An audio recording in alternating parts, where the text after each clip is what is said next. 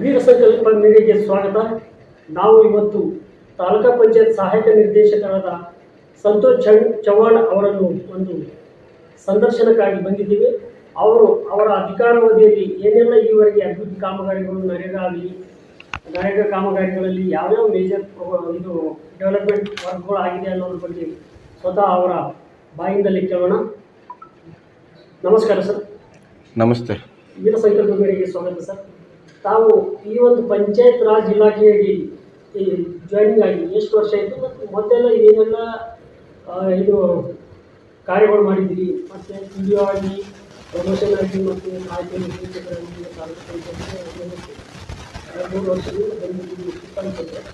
ತಾವು ಈ ಹಿಂದೆ ಏನೇನು ನಮಸ್ಕಾರ.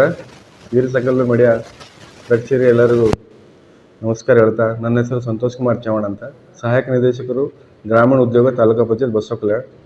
2010ರಲ್ಲಿ ಪಿ ಡಿ ಒ ಹುದ್ದೆಗೆ ನಾನು ಸೇರಿಕೊಂಡಿದ್ದ ನಂತರ ಸುದೀರ್ಘವಾಗಿ 2021ರವರೆಗೆ ಸರಿಸುಮಾರು 11 ವರ್ಷ ಪಿ ಡಿ ಒಗೆ ಕೆಲಸ ನಿರ್ವಹಿಸಿದ್ದು.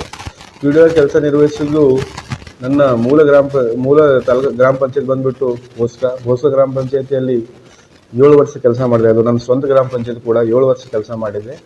ತದನಂತರ ಆ ಭೋಸ್ಕ ಪಕ್ಕದಲ್ಲಿರ್ತಕ್ಕಂಥ ಗ್ರಾಮ ಪಂಚಾಯತಿ ಕೊಯ್ನೂರಿನಲ್ಲಿ 1 ವರ್ಷ, ಅದರ ಪಕ್ಕ ಇರ್ತಕ್ಕಂಥ ಹಾರ್ಕೂಡ್ನಲ್ಲಿ 1.5 ವರ್ಷ, ಲಾಡೋಂತಿನಲ್ಲಿ 6 ತಿಂಗಳು ಹೆಚ್ಚುವರಿಯಾಗಿ ಮಾಡಿದೆ.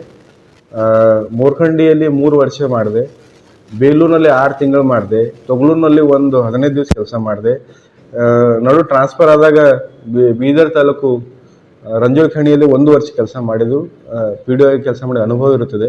ತದನಂತರ 2021 ನಮ್ಗೆ ಜುಲೈ 10ರಂದು ಎ ಡಿ ಆಗಿ ಪ್ರಮೋಷನ್ ಆದೆ. ಎ ಡಿ ಆಗಿ ಪ್ರಮೋಷನ್ ಆಗಿದ್ದು ಕೂಡ ಬಸವಕಲ್ಯಾಣನಲ್ಲೇ. ಅದು ನನ್ನ ಸುದೈವ ಅಂತ ಅನಿಸ್ತು. ಯಾಕಂದ್ರೆ ಶರಣ ನಾಡಿನಲ್ಲಿ ಕೆಲಸ ಮಾಡೋದಂದ್ರೆ ಖುಷಿಯ ವಿಚಾರ. ಬಹಳಷ್ಟು ಜನ ಅಧಿಕಾರಿಗಳು ಶರಣರ ನಾಡಿನಲ್ಲೇ ಪ್ರಮೋಷನ್ ಆಗಿ ಬಂದಿದ್ದಾರೆ ಮತ್ತು ಪ್ರಮೋಷನ್ ಆಗಿ ಕೂಡ ಹೋಗಿದ್ದಾರೆ. ಸರ್, ತಾವು ಈ ಒಂದು ಪಂಚಾಯತ್ ರಾಜ್ ಇಲಾಖೆಯಲ್ಲಿ ತಮಗೆ ಒಂದು ಸಂತುಷ್ಟವಾದಂತಹ ಒಂದು ವಾತಾವರಣ ಕೊಟ್ಟಿದೆಯಾ ಅಥವಾ ಏನಾದರೂ ತಮಗೆ ಒತ್ತಡಗಳು ಜಾಸ್ತಿ ಬಂದಿದೆ? ಸರ್ಕಾರಿ ಹುದ್ದೆ ಅಂದಮೇಲೆ ಒತ್ತಡಗಳು ಸರ್ವೇ ಸಾಮಾನ್ಯ. ಅದನ್ನು ನಾವು ಆ ರೀತಿ ತೆಗೆದುಕೊಳ್ಳಬಾರ್ದು. ಅದು ಒಂಥರ ಚಾಲೆಂಜ್ ಅಂತ ತಿಳ್ಕೋಬೇಕು. ಯಾಕಂದ್ರೆ ಭಾಳ ಕಡುಬಡತನದಿಂದ ಮೇಲೆ ಬಂದಿರೋದ್ರಿಂದ ಭಾಳ ಕಷ್ಟಗಳು ನೋಡಿದ್ದೀನಿ. ತಂದೆಯವ್ರ ಹತ್ರ ಟೂರಿ ಕಳಿಸ್ಲಾಗಿ 750 ರೂಪಾಯಿ ಇರಲಿಲ್ಲ ಒಂದು ಕಾಲದಲ್ಲಿ. ಅಕ್ಕಪಕ್ಕದವ್ರ ಹತ್ರ ಜೋಡಿಸಿ ನನಗೆ ಟೂರಿಗೆ ಆಲ್ ಕರ್ನಾಟಕ ಟೂರಿಗೆ ಕಳಿಸಿದ್ರು. ಅದು ನೆನಪು.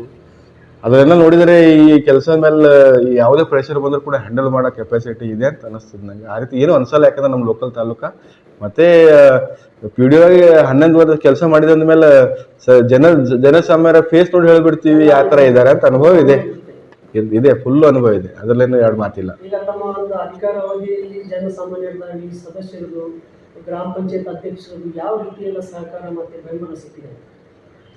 ಚೆನ್ನಾಗಿದೆ. ಯಾಕಂದರೆ ಪಿ ಡಿ ಒ ಕೆಲಸ ಮಾಡಿದ ಮೇಲೆ ಅವ್ರದ್ದು ಬೆಂಬಲ ಇಲ್ಲ ಅಂದರೆ, ಸಾರ್ವಜನಿಕರಾಗಲಿ ಮತ್ತು ಜನಪ್ರತಿನಿಧಿಗಳು ಬೆಂಬಲ ಇಲ್ಲ ಅಂದರೆ ನಾವು ಏನೂ ಸಾಧನೆ ಮಾಡೋಕ್ಕೆ ಸಾಧ್ಯನೇ ಇಲ್ಲ. ಯಾಕೆಂದರೆ ಕಿರುಕುಳಿಯಲ್ಲಿ ಹೆಚ್ಚಿಗಿರುತ್ತೆ, ಅಲ್ಲಿ ಕೆಲಸ ಮಾಡ್ಲಿಕ್ಕೂ ಆಗಲ್ಲ.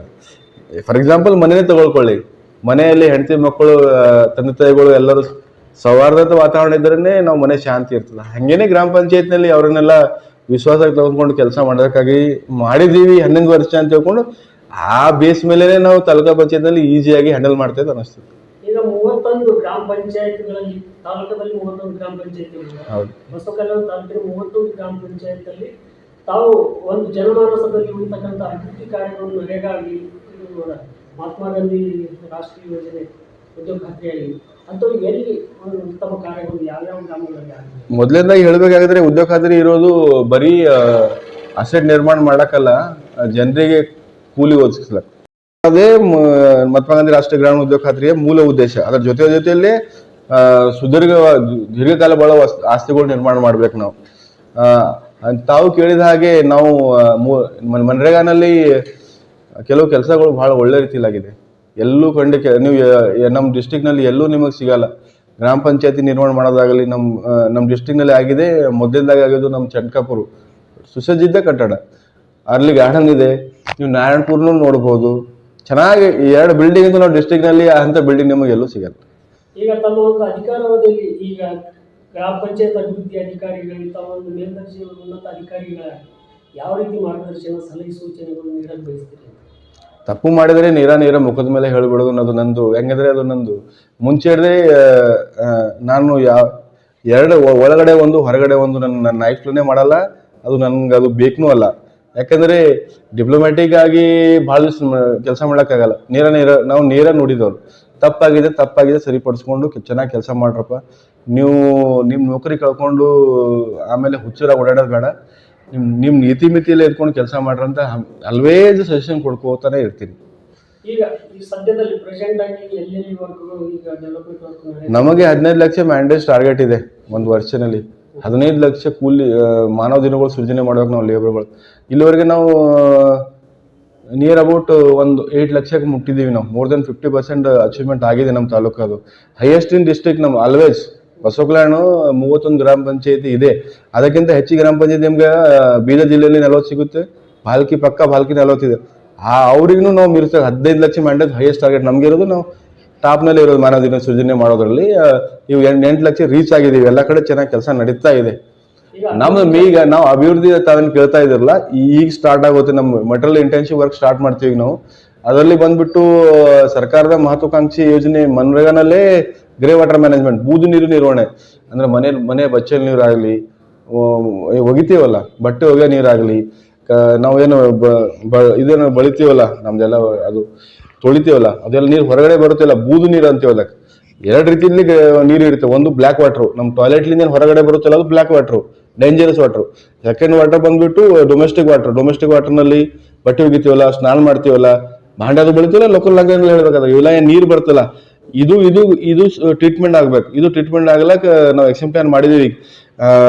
ಮೊದಲನೇ ಪ್ರಾಥಮಿಕ ಹಂತದಲ್ಲಿ 8 ಗ್ರಾಮ ಪಂಚಾಯತ್ನಲ್ಲಿ ಮಾಡಿದೀವಿ. 8 ಗ್ರಾಮ ಪಂಚಾಯತ್ನಲ್ಲಿ 6 ಗ್ರಾಮ ಪಂಚಾಯತ್ ಅಪ್ರೂವ್ ಆಗಿ ಪ್ಲಾನ್ಗಳು ಬರ್ತಾ ಇದ್ದೇವೆ. ನಮ್ದು ಈಗ ನೆಕ್ಸ್ಟ್ ಇರೋದೇ ಊರು ಸ್ವಚ್ಛ ಮಾಡೋದು. ಗ್ರಾಮ ಪಂಚಾಯತಿಗಳು ಬಂದ್ಬಿಟ್ಟು ಈಗ 6ರಲ್ಲಿ ನಾನು ಮೇಜರ್ ಆಗಿ ಹೇಳ್ಬಿಡ್ತೀನಿ ನೋಡ್ರಿ. ಈಗ ನಾವು ನಮ್ಮ ಬೋಸ್ಕಾ ಒಂದು ತಗೊಂಡಿದ್ದೀವಿ.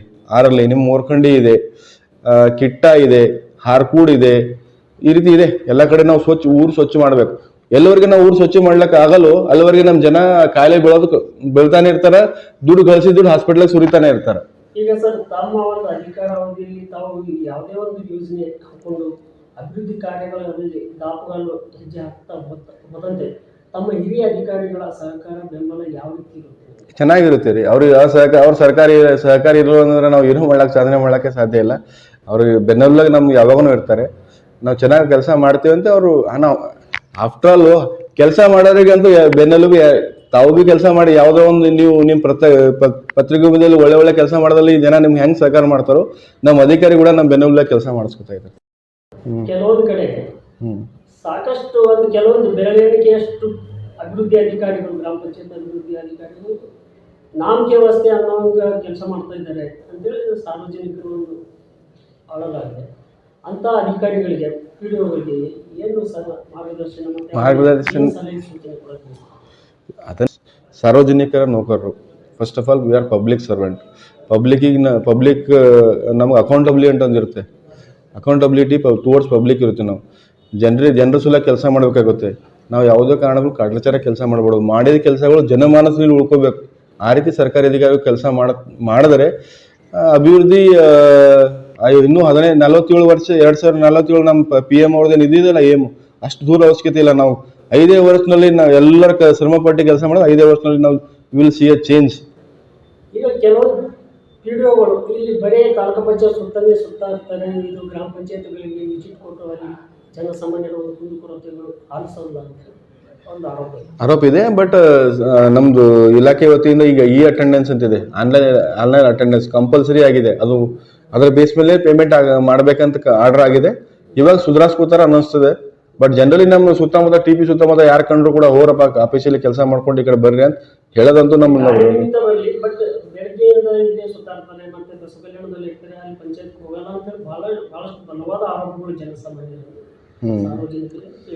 ಅಂತ ಯಾವ ಆರೋಪ ಇದ್ದಲ್ಲಿ ತಾವು ದಯಮಾಡಿ ಅಂತ ಫೈಂಡ್ ಔಟ್ ಮಾಡ್ರಿ. ನೀವು ಒಂದಿಷ್ಟು ನ್ಯೂಸ್ ಬಿ ಮಾಡಿದ್ರೆ ನಮ್ಗೆ ಕಂಪ್ಲೇಂಟ್ ಕೊಡ್ರಿ. ಅದು ವ್ಯವಸ್ಥೆ ಒಂದೇ ಸಲ ಸರಿಪಡಿಸ್ಲಿಕ್ಕಾಗಲ್ಲ.